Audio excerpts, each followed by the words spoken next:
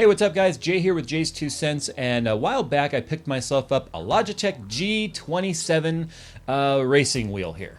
It's a racing wheel. Well, I guess it could just be a driving wheel if you kind of just want to cruise around in like grocery simulator. Probably wouldn't sell too well.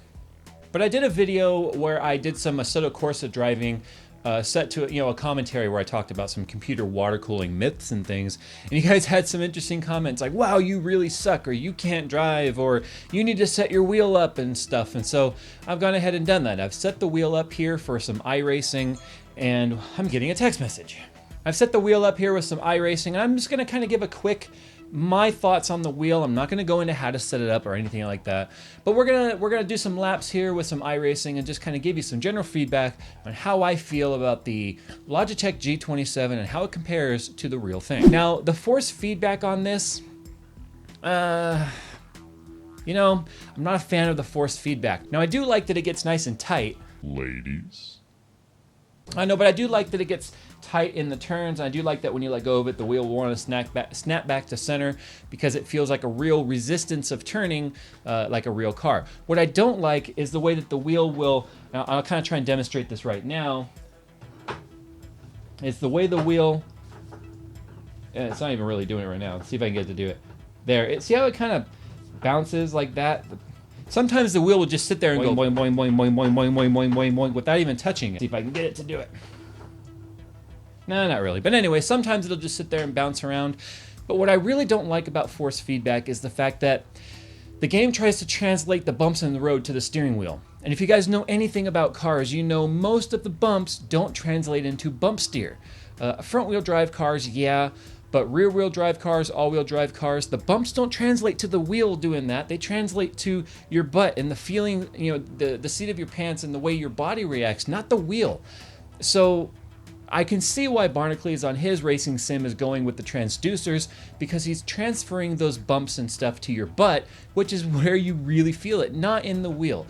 So what I've pretty much done in almost every game is I've tuned out a lot of the bumps to the steering wheel and made it just so it gets tight in the turns and it has some feedback of the road, so I can tell when a road is bumpy or I've gone over a bump. But I don't like having all of the road roughness transferred into the steering wheel. I don't like that at all.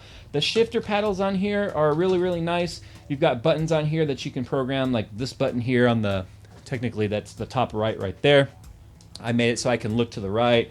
That button's look to the left. This button down here on the bottom right is talk. You've got all kinds of buttons over here on the shifter. I don't use any of those except for reset and iRacing.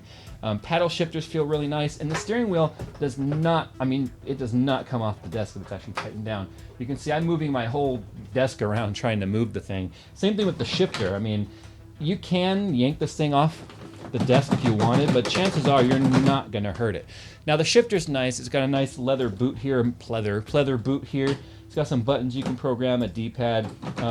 The shifter's okay. The thing I hate about having it on the desk like it is I'm used to shifting, I'm driving and reaching down and shifting, not going forward like that. Hondas have some shifters up on the dash, but this just doesn't feel very, very realistic. It's not the G27's fault, it's the fact that I'm sitting in a desk chair to have it attached to my desk. Now the pedals are actually kind of nice.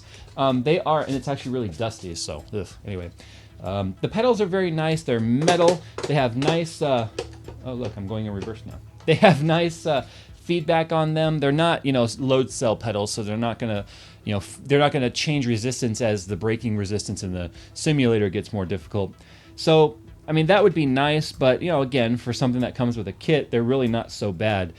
You can disassemble this and attach these to a bar or something if you wanted to, say hang them like real pedals would be. Most pedals don't protrude from your floor. They come out from the firewall like that. So that would be much, much more realistic. But anyway, what I do like is there are mounted threads on the bottom of this. You could mount it to a simulator.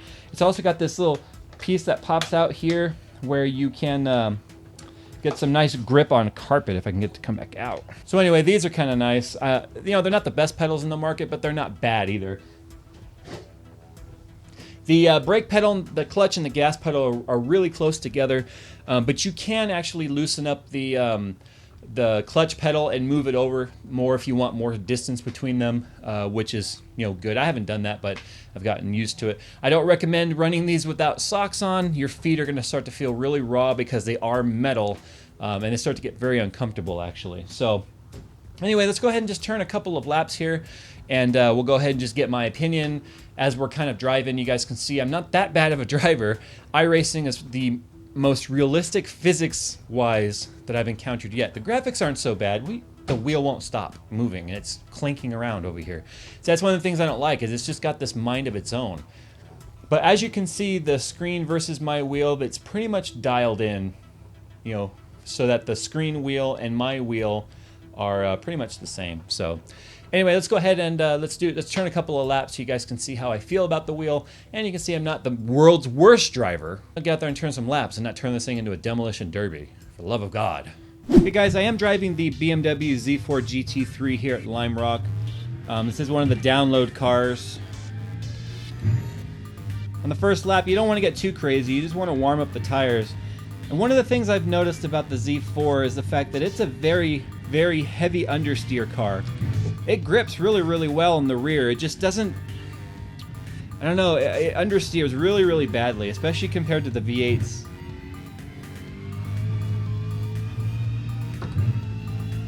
This is actually my first time driving this car here at Lime Rock. I typically will drive either the Mazda here or the Cadillac CTS VR.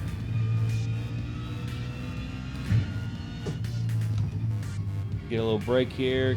One of the things I noticed though is that the Z4 really likes to turn under throttle, as is with most cars, but the Z4 more so than other cars I've noticed. We are getting 6th gear in the front straight here. As with most of these GT cars, they do not have anti-lock brakes, so you've got to be very careful when you get on the brakes. But I can tell you that the Z4 really does like Lime Rock here. We'll go ahead and get on it a little bit more. That last lap was just a warm-up.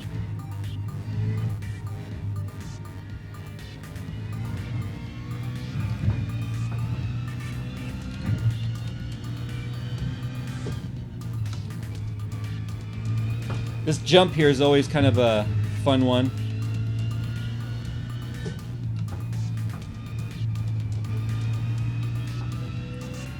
I love this track. I've never driven this track in real life, but I could see it being a whole lot of fun. Whoa, we're going off the track. Hang on to it, hang on to it. There we go. That's one of the things I think that determines a good racer from a bad racer is recovery. Everyone's going to have mistakes in a race. It's just how well do you recover from that mistake. Same thing in real life too. I mean, you never run a perfect lap.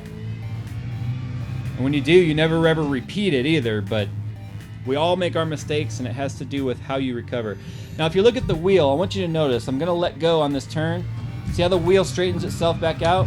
That feels just like real life. I mean, if you don't have a feedback wheel, of course it's not going to do that, but...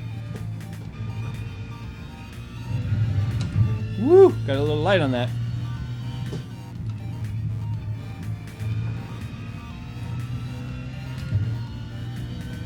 Okay, this is the turn a lot of people have trouble with. There we go. We got a little bit up on the rumble strip, but it's all right.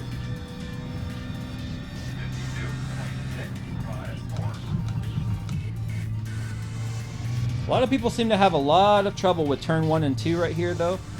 It's a flat turn. It's a decreasing radius, so it gets tighter as you go through it. The S turn, I like to take a little wide when I can. That was not a good example of it. Oh, shit. Oh, shit. Oh, shit. My car! Alright, let's do one more lap. We'll do a cold lap here so I can do on cold, slippery tires.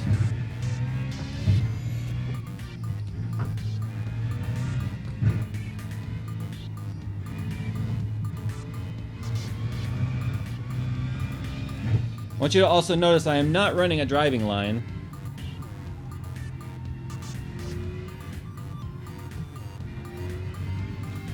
See, that was a bad line through that turn. I got off the turn really slow. As with most turns in any track in any car, it's not how you enter the turn, it's how you exit the turn. If you've got a shitty entrance, you're going to have a shitty exit, and it makes a difference.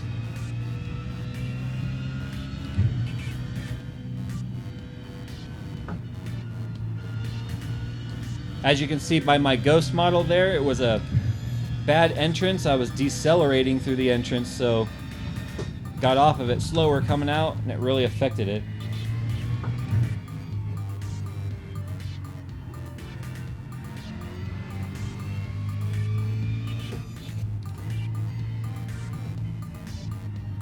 There's that understeer, I can feel it.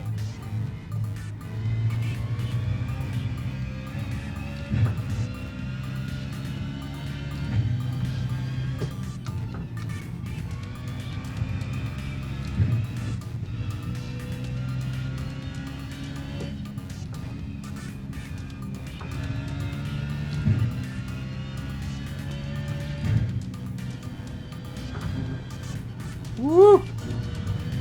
Back left tire's in the dirt. That was scary. Alright, one more lap, guys. I know you're probably getting bored, but man, it's just like being on track again.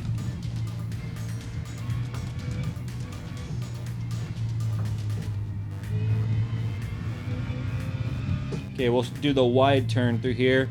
So it lines me up tight as I exit the turn. So I can go...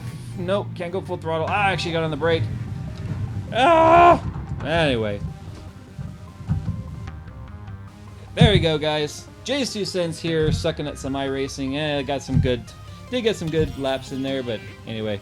Guys, as always, I hope you've enjoyed the video. And if not, thumbs it down. If you liked it, give it 2 thumbs up.